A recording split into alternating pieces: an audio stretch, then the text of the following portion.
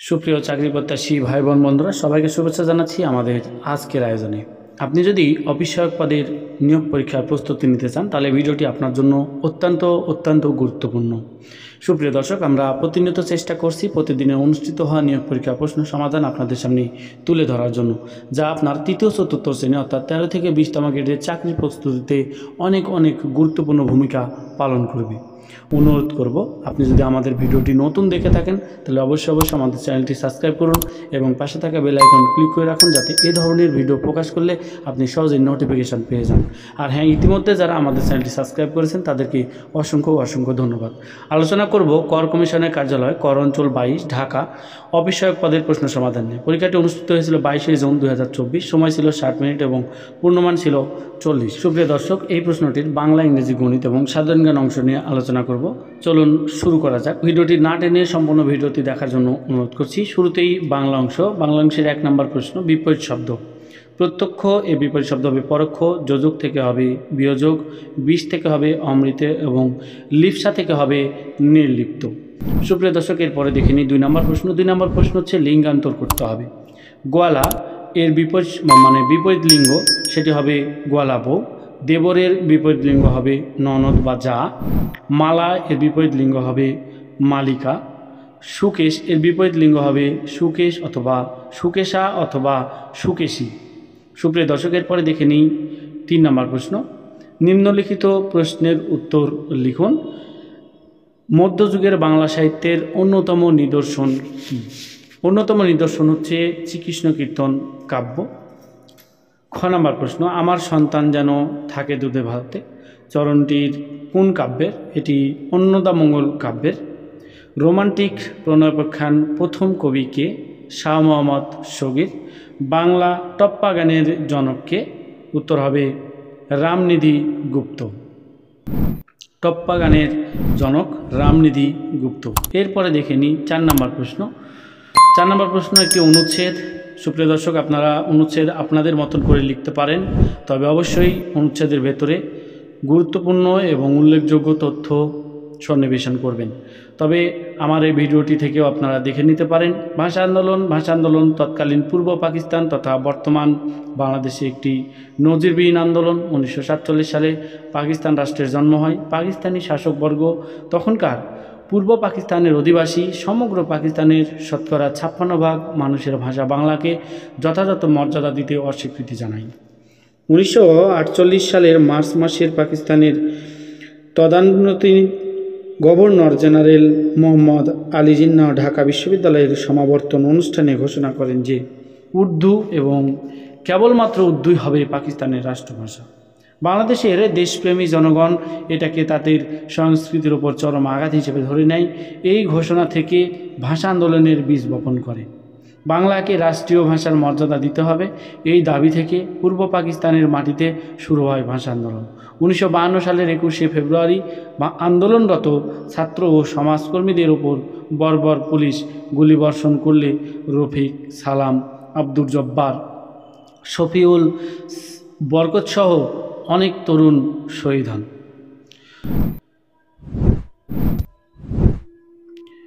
অতঃপর ক্রমাগত আন্দোলনের ফলে পাকিস্তান সরকার বাংলাকে রাষ্ট্রভাষা হিসেবে স্বীকৃতি দিতে বাধ্য হয়। 1956 সালের সংবিধানে সরকার বাংলাকে রাষ্ট্রভাষা হিসেবে আনুষ্ঠানিকভাবে স্বীকৃতি দেয়। বাংলাদেশের বাঙালিদের ভাষার প্রতি ভালোবাসা ও আত্মত্যাগে সম্মান জানিয়ে 1999 সালে 17 নভেম্বর অনুষ্ঠিত ইউনেস্কোর প্যারিস অধিবেশনে আন্তর্জাতিক মাতৃভাষা দিবসের বিষয়টি উত্থাপন করা হয়। 188টি দেশ এই বিষয়টিকে সমর্থন জানালে আন্তর্জাতিক মাতৃভাষা দিবস হিসেবে গৃহীত হয়। 2010 সালে 21 অক্টোবর জাতিসংঘ 65তম অধিবেশনে প্রতি বছর 21শে ফেব্রুয়ারিকে আন্তর্জাতিক মাতৃভাষা দিবস পালনের প্রস্তাব আনে বাংলাদেশ, যা সর্বসম্মতভাবে গৃহীত হয়। সুপ্রিয় দর্শক, এই শেষের কয়েকটি লাইন অত্যন্ত গুরুত্বপূর্ণ, শুধু এইটা নয়, যে কোনো পরীক্ষার জন্য। গৌরবময় এই অর্জন বাঙালি জাতির এক অবিস্মরণীয় অর্জন। এইবারে আসি ইংরেজিতে বাংলাতে যেমন 15 মার্ক ছিল, ইংলিশেও 15 মার্ক। সুপ্রিয় দর্শক, এবার আমরা দেখে নিই ইংলিশের 5 নম্বর প্রশ্ন। Fill in the blanks with appropriate word অথবা আর্টিকেল অথবা প্রিপোজিশন। এ নাম্বার প্রশ্ন, the headmaster was angry dash the students. এখানে the headmaster was angry dash the student, এই শূন্যস্থানে হবে with the student. B number, the man died dash cancer. দেখুন, মারা যাওয়ার কারণ হিসাবে যদি রোগ থাকে তাহলে অফ হবে, এবং অ্যাক্সিডেন্ট হলে রোডের তাহলে বাই হয়। এখানে রোগের কথা হয়েছে, এই জন্য অফ হবে। ই নাম্বারে হবে অন। ডি নাম্বারে my friend always goes have dash feet, এখানে on feet. E number, he said nothing long time, এইটাতে হবে ফর। এরপরে দেখে নিই 6 নম্বর প্রশ্ন। 6 নম্বর প্রশ্ন থাকছে কারেক্ট দ্য এক্সপ্লেন। এখানে কিছু শব্দে ভুল থাকবে, আপনাকে সঠিক করে লিখতে হবে। যেমন পারফরমেন্স, সঠিক হবে PERFORME নয়, এখানে এ হবে NCE। এরপরে দেখে নিই বি নাম্বার কমপ্লিমেন্ট। কমপ্লিমেন্টে COA নয় COMPLEMENT। সুপ্রিয় দর্শক, C number, D number, E number, এই তিনটি আপনারা দেখে নিন। এরপরে 7 নাম্বার। 7 নাম্বার হচ্ছে write a short paragraph on traffic jam. সুপ্রিয় দর্শক, আমরা এই শর্ট প্যারাগ্রাফের জন্য বেশ কিছু ভিডিও আমাদের চ্যানেলে আছে, আপনারা দয়া করে দেখে নিতে পারেন, অথবা এই ভিডিওর এখান থেকেও দেখে নিতে পারেন। ট্রাফিক জ্যাম সম্পর্কে আপনাকে বেশ কিছু তথ্য পরিবেশন করতে হবে। আমরা লিখেছি traffic jam happened A lot in সিটিজ and towns all over the world. They can be caused by many things like too many cars on the road, especially during a busy time like rush hour. Accident that block lanes and slow things down. Road work that makes lanes similar and show traffic. Bad weather making driver harder and being events like sports. Games and contrasts that bring lots of traffic. Traffic jam have lots of bad effects. They waste time and gas because people and cars get stuck in traffic for hours. They also make everyone stressed and upset, and they make air pollution worse because cars sit and idle in traffic. Plus, traffic jam can make it hard for drivers to see danger and react fast, which make accident more likely. To make traffic jam less of a problem, there are a few things we can do. We can make public transportation better and cheaper so more people use it instead of driving. We can also build more roads and bridges and fix the ones we already have to handle more cars. Charging drivers a fee to drive in busy areas during busy times can help too.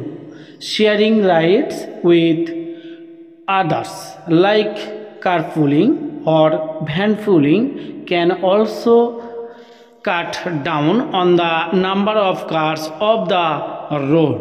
সুপ্রিয় দর্শক, এরপরে দেখে নিই গণিত অংশ। গণিত অংশের 10 mark. 10 মার্কের 8 নম্বর প্রশ্ন থাকছে। প্রথম প্রশ্ন গণিতের a + b + c সমান 7 এবং AB plus BC plus CA সমান 19 হলে square plus B square plus C স্কোয়ারের মান কত? এবার সমাধানে দেখে নিই। আমরা জানি square plus B square plus C স্কোয়ারের সূত্র আছে একটি, সেটি হচ্ছে A plus B plus C square minus 2 into A B plus BC plus CA.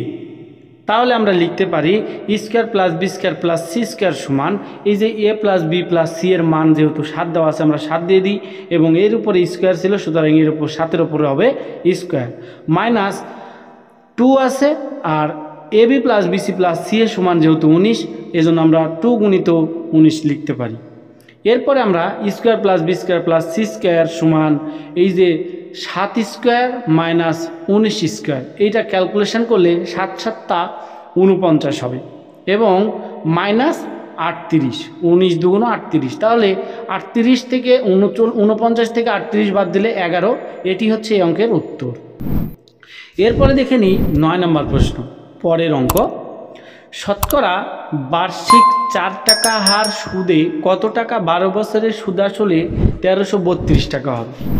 সমাধান দেখে নিই। আচ্ছা, মনে করি আসল হচ্ছে 100 টাকা, তাহলে বার্ষিক সুদের হার 4 টাকা হলে 12 বছরের সুদ অর্থাৎ 4 বারাং 48 টাকা।